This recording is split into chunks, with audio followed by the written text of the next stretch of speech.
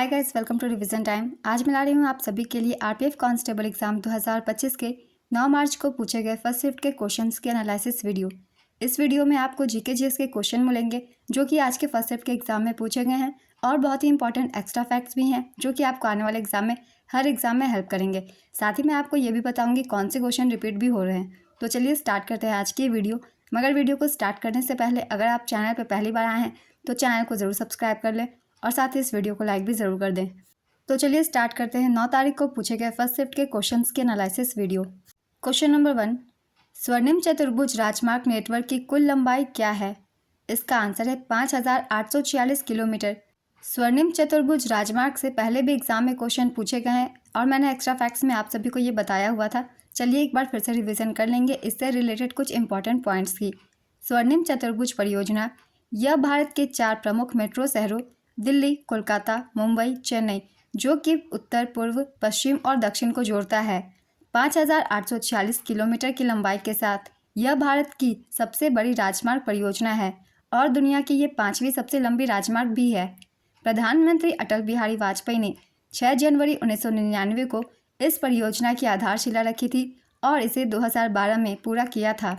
स्वर्णिम चतुर्भुज परियोजना का प्रबंधन भारतीय राष्ट्रीय राजमार्ग प्राधिकरण द्वारा सड़क परिवहन और राजमार्ग मंत्रालय के अधीन किया जाता है। स्वर्णिम चतुर्भुज भारत के 13 राज्यों से होकर गुजरता है। स्वर्णिम चतुर्भुज का उत्तर दक्षिण गलियारा 4000 किलोमीटर लंबा है और श्रीनगर को कन्याकुमारी से यानी कि कोच्चि से जोड़ता है। राष्ट्रीय राजमार्ग 44 उत्तर दक्षिण गलियारे से जुड़ा हुआ है। स्वर्णिम चतुर्भुज का पूर्व पश्चिम गलियारा 3300 किलोमीटर लंबा है और सिलचर और पोरबंदर को जोड़ता है। राष्ट्रीय राजमार्ग 27 पूर्व पश्चिम गलियारे से जुड़ा हुआ है। कौन से राजमार्ग किस शहरों को जोड़ते हैं उन्हें याद रखिएगा क्योंकि इस एग्जाम में इससे भी क्वेश्चन पूछे गए हैं। सिलचर असम का एक शहर है और पोरबंदर गुजरात का एक शहर है। नेक्स्ट क्वेश्चन, काकोरी षड्यंत्र कांड कब हुआ था? इसका आंसर है 9 अगस्त 1925 में। काकोरी षड्यंत्र या काकोरी ट्रेन एक्शन 9 अगस्त 1925 को हुआ था। यह घटना उत्तर प्रदेश के काकोरी गांव में घटी थी। यह एक राजनीतिक डकैती थी। इस घटना को हिंदुस्तान रिपब्लिक एसोसिएशन ने अंजाम दिया था। इसे भी याद रखिएगा, ये हिंदुस्तान रिपब्लिक एसोसिएशन द्वारा किया गया था। इस घटना में ट्रेन में लदे सरकारी खजाने को लूटा गया। इस डकैती में जर्मनी में बनी मॉजर पिस्टल का इस्तेमाल किया गया था। इस घटना में राम प्रसाद बिस्मिल, अशफाक उल्लाह खान, रोशन सेन और राजेंद्र लाहिड़ी जैसे क्रांतिकारी शामिल थे। इस घटना में अशफाक उल्लाह खान के नेतृत्व में ट्रेन रोकी गई थी। इन सभी क्रांतिकारी को मौत की सजा सुनाई गई। राम प्रसाद बिस्मिल को 19 दिसंबर 1927 को गोरखपुर जेल में, अशफाक उल्लाह खान की फैजाबाद जेल में और ठाकुर रोशन सिंह को नैनी इलाहाबाद जेल में फांसी दी गई थी और राजेंद्र लाहिड़ी को उत्तर प्रदेश के गोंडा जिले में फांसी दी गई थी। इस घटना के दौरान भारत के वायसराय लॉर्ड रीडिंग थे। लॉर्ड रीडिंग का नाम याद रखिएगा, इनसे भी क्वेश्चन पूछे जाते हैं। काकोरी कांड इन्हीं के कार्यकाल में हुई थी। अगला क्वेश्चन है, बेकिंग सोडा का रासायनिक नाम क्या है? इसका आंसर है सोडियम बाइकार्बोनेट। इसका सूत्र है NaHCO3। इसका उपयोग खाना पकाने में, कीट नियंत्रण और आग बुझाने के यंत्र के रूप में किया जाता है। चलिए कुछ और भी तत्वों के हम रासायनिक नाम जान लेते हैं। इनके सूत्र क्या है? धावन सोडा का Na2CO3.10H2O, कास्टिक सोडा का NaOH, बेकिंग सोडा का NaHCO3, प्लास्टर ऑफ पेरिस का CaSO4.12H2O, चूना पत्थर का CaCO3, संगमरमर का CaCO3, विरंजक चूर्ण का CaOCl.Cl, जिप्सम का CaSO4.2H2O, सिरका का CH3COOH, नीला कशिश का CuSO4.5H2O, हरा कशिश का FeSO4.7H2O, लाल सिंदूर का Pb3O4। नेक्स्ट क्वेश्चन, मोहन वीणा एक संशोधित हवाईयन गिटार जैसे हिंदुस्तानी स्लाइड गिटार के रूप में भी जाना जाता है। किनके द्वारा बनाया और लोकप्रिय बनाया गया था? इसका आंसर है विश्व मोहन भट्ट द्वारा। पंडित विश्व मोहन भट्ट का जन्म 27 जुलाई 1950 को राजस्थान के जयपुर में हुआ था। वे एक भारतीय शास्त्रीय संगीत वादक हैं। वे मोहन वीणा के जनक भी हैं। 2017 में पद्म भूषण प्राप्तकर्ता विश्व मोहन भट्ट एक हिंदुस्तानी शास्त्रीय संगीत वादक है जो मोहन वीणा बजाते हैं। विश्व मोहन भट्ट ग्रैमी अवार्ड पाने वाले तीसरे भारतीय हैं। पंडित विश्व मोहन भट्ट को 1993 में उनके album a meeting by the river के लिए राय कुडर के साथ ग्रैमी पुरस्कार दिया गया था। अगला क्वेश्चन है, नरम दल और गरम दल कब अलग हुए थे? इसका आंसर है वर्ष 1907 में। 1907 के सूरत सत्र को लोकप्रिय रूप से सूरत विभाजन के रूप में जाना जाता था, क्योंकि कांग्रेस दो समूह में विभाजित हो गई थी, यानी कि गरम दल और नरम दल में। इसकी अध्यक्षता नरम दल के नेता रासबिहारी घोष ने की थी। गरम दल का नेतृत्व बाल गंगाधर तिलक कर रहे थे और नरम दल का नेतृत्व गोपाल कृष्ण गोखले कर रहे थे।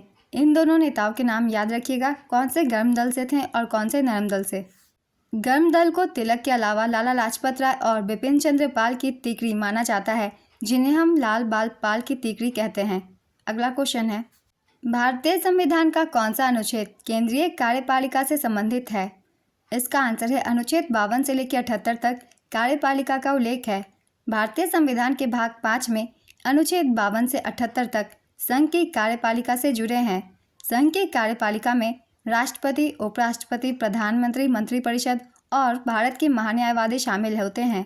इन्हें याद रखिएगा क्योंकि क्वेश्चन पूछे जा सकते हैं संघ की कार्यपालिका में कौन शामिल है या फिर कौन शामिल नहीं है, तो इन सभी के नाम याद रखिएगा।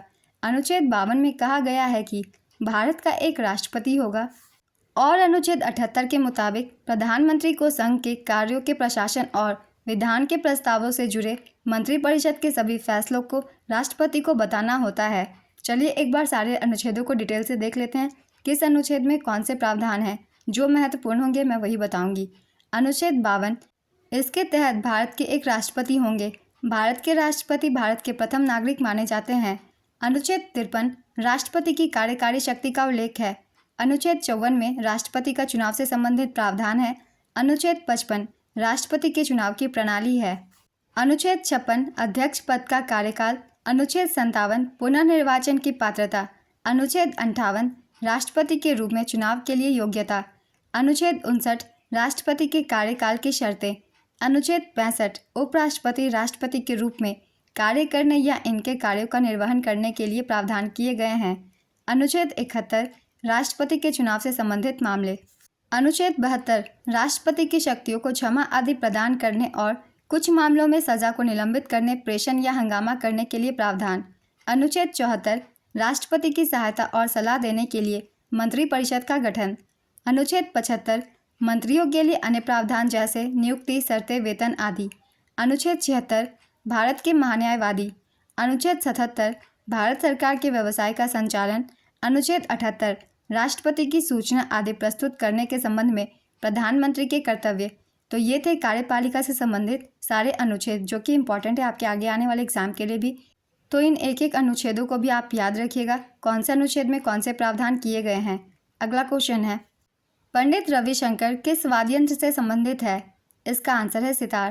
पहले भी ये क्वेश्चन पूछे गए हैं, जिसका कि आंसर होगा सितार। ये तो आप सभी को पता ही होगा। पंडित रविशंकर वर्ष 1968 में ग्रैमी पुरस्कार जीतने वाले पहले भारतीय थे। उन्होंने सर्वश्रेष्ठ चैम्बर संगीत प्रदर्शन की श्रेणी में वेस्ट मीट्स ईस्ट नामक एल्बम के लिए ग्रैमी पुरस्कार जीता था। 1999 में पंडित रविशंकर को भारत रत्न से भी सम्मानित किया जा चुका है। नेक्स्ट क्वेश्चन, अकबरनामा के पहले खंड में किसका वर्णन है? इसका आंसर है अकबर के पूर्वजों और उनके शुरुआत जीवन का वर्णन। अबुल फजल इब्न मुबारक अकबरनामा के लेखक थे।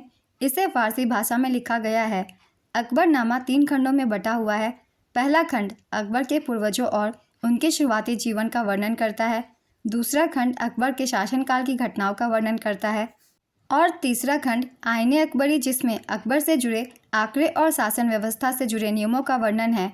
अबुल फजल को अकबर के नवरत्नों में से एक माना जाता है, इसे भी याद रखिएगा। अगला क्वेश्चन है, नेताजी सुभाष चंद्र बोस हवाई अड्डा कहाँ है? इसका आंसर है कोलकाता में। भारत परिषद अधिनियम 1909 को किसके रूप में जाना जाता है? इसका आंसर है मार्ले मिंटो सुधार। मार्ले मिंटो सुधार या भारतीय परिषद अधिनियम 1909 साल 1909 में लागू हुआ था।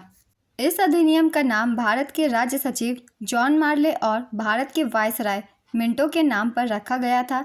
इस अधिनियम ने पहली बार भारतीयों को वायसराय और गवर्नरों की कार्यकारी परिषदों से जोड़ा। सत्येंद्र प्रसाद सिन्हा वायसराय की कार्यकारी परिषद में शामिल होने वाले पहले भारतीय थे।